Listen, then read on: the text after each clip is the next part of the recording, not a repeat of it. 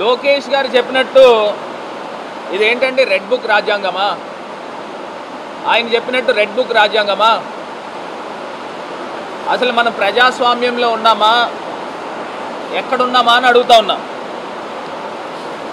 ఇవాళ ఉదయము మా పార్టీ పార్లమెంట్ సభ్యుడు ఆయన నియోజకవర్గానికి వెళ్తే, మిథున్ రెడ్డి గారు ఆయన నియోజకవర్గానికి వెళ్తే ఆయన పైన రాళ్ల దాడి చేస్తున్న పచ్చ పార్టీ నేతలు ఇదా చేసే కార్యక్రమం. నాకు ఒకటి అర్థం కాని అంశం ఏంటంటే ఆంధ్రప్రదేశ్ రాష్ట్రాన్ని ఎక్కడికి తీసుకెళ్ళిపోతూ ఉన్నారు. నిన్నటికి నిన్న రాత్రి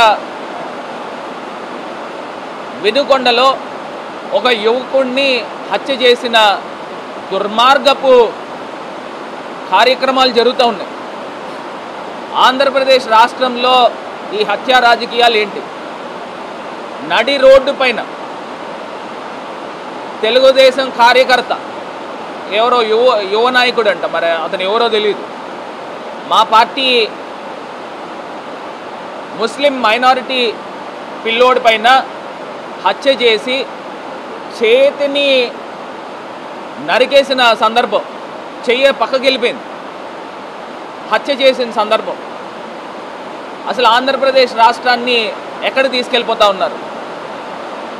ఆంధ్రప్రదేశ్ ప్రజలకి ఇప్పుడు మీరు ఎన్నుకున్న ప్రభుత్వము హత్యలు చేస్తూ ఉన్నారు, దాడులు చేస్తూ ఉన్నారు, అత్యాచారాలు జరుగుతూ ఉన్నాయి. మైనర్ బాలిక దర్శిని అనే ఒక చిన్నారిని మరి హత్య చేసి, లైంగికంగా దాడి చేసి హత్య చేసిన సందర్భం. అది మరొక ముందే విశాఖపట్నంలో ఒక ప్రేమోన్మాది నేరుగా అతను గతంలో ఈ రకమైన కార్యక్రమాలు చేస్తున్నాడని అరెస్ట్ అయ్యాడు. సిద్ధు అనే కుర్రోడు అరెస్ట్ అయిన తర్వాత అతన్ని మళ్ళీ బెయిల్ మీద బయటకు వచ్చి డైరెక్ట్గా ఇంటిపైకి వెళ్ళి దాడి చేసిన సందర్భాలు, దాడి చేసి డైరెక్ట్గా వాళ్ళ తల్లి అడ్డొస్తే తల్లిపైన దాడి చేసిన సందర్భాలు. అసలు ఆంధ్రప్రదేశ్ రాష్ట్రంలో ఏం జరుగుతూ ఉంది? ఏం జరుగుతూ ఉంది అంటే లోకేష్ చెప్పినట్టు రెడ్ బుక్ రాజ్యాంగం నడుస్తూ ఉందా? అసలు ఎంత దారుణం అండి. నిన్నటికి నిన్న రాత్రి ఒక రషీద్ అనే మా కార్యకర్త పైన ఈ రకమైన దాడి ఎంత దారుణం అండి ఇది. సభ్య సమాజం కూడా సిగ్గుపడే విధంగా ఈ రకమైన ఘటనలు ఎప్పుడైనా ఉన్నాయా ఆంధ్రప్రదేశ్ రాష్ట్రంలో? మరి కొత్తగా ఏర్పడిన ప్రభుత్వం చేసే దాడులకి మరి పోలీస్ శాఖ ఏం చేస్తూ ఉన్నారని అడుగుతా ఉన్నా. అంటే కమ్ము కాస్తూ ఉన్నారా అని అడుగుతా ఉన్నా. ఏం జరుగుతూ ఉంది? మరి ఇదే పవన్ కళ్యాణ్ గారు మరి స్పందించాలి కదా. ఇప్పుడు సుగాలి ప్రీతి అనే అమ్మాయి పైన ఈ రకమైన ఘటన జరిగినప్పుడు ఏ రకంగా మీరు స్పందించారు?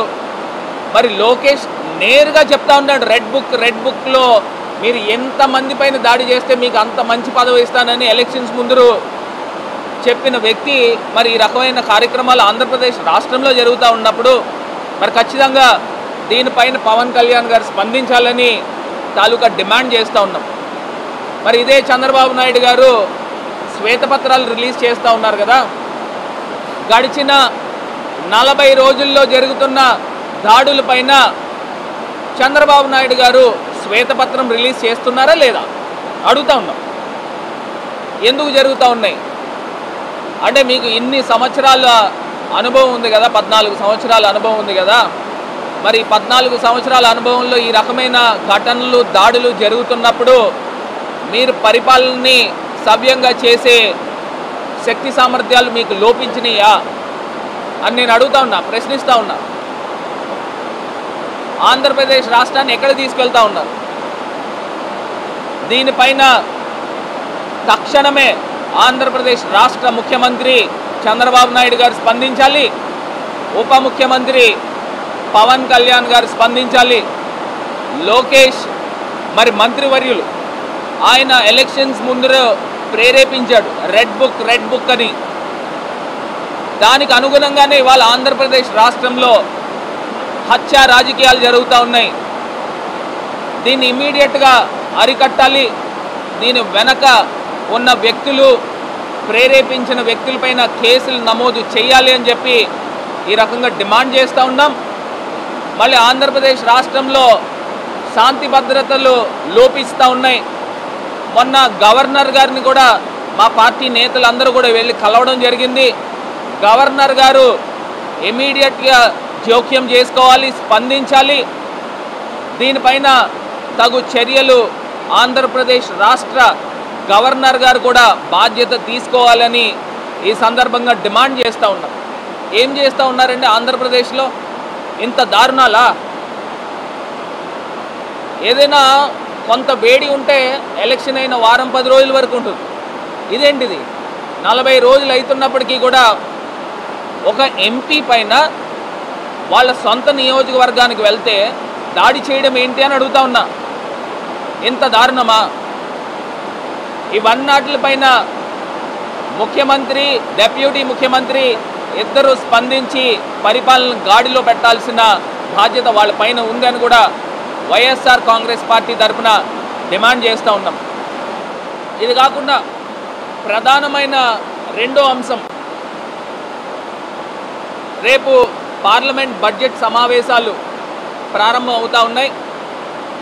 మరి ప్రారంభం అవుతున్న సందర్భంలో బీహార్ ముఖ్యమంత్రి నితీష్ కుమార్ గారు ఆయన బీహార్ రాష్ట్రానికి ప్రత్యేక హోదా ఇవ్వాలి, లేని పక్షంలో ప్రత్యేక ప్యాకేజ్ ఇవ్వాలి అని చెప్పి వారు డిమాండ్ చేశారు. మరి ఆంధ్రప్రదేశ్ రాష్ట్ర ముఖ్యమంత్రి చంద్రబాబు నాయుడు గారు ఎందుకు ప్రకటన చేయలేదు? వాళ్ళ రాష్ట్రం పర్వాలా, ఆంధ్రప్రదేశ్ అన్యాయంగా విభజించబడింది. ఇప్పుడున్న ప్రభుత్వము మైనారిటీ ప్రభుత్వం, మర్చిపోబాకండి.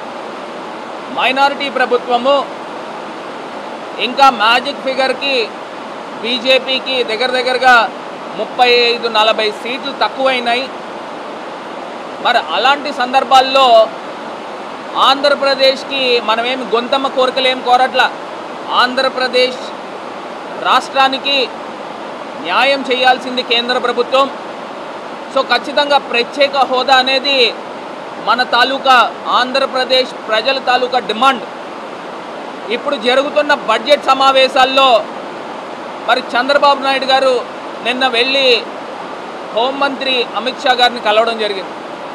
కలిసినప్పుడు ప్రత్యేక హోదా ఏమన్నా డిమాండ్ చేశారా, చేయాల్సిన అవసరం లేదా అని ఇవాళ సూటిగా ప్రశ్నిస్తూ ఉన్నాం. మీకు ఒకటే సింపుల్ సామెత చెప్తానండి. పిల్లలు ముద్దుగా ఉన్నప్పుడే చంకెక్కాల. ఇప్పుడు జరుగుతున్నది మైనారిటీ ప్రభుత్వము. మరి మైనారిటీ ప్రభుత్వం జరుగుతున్నప్పుడు ఆంధ్రప్రదేశ్ జరగాల్సిన న్యాయం గురించి గొంతెత్తి మాట్లాడరండి.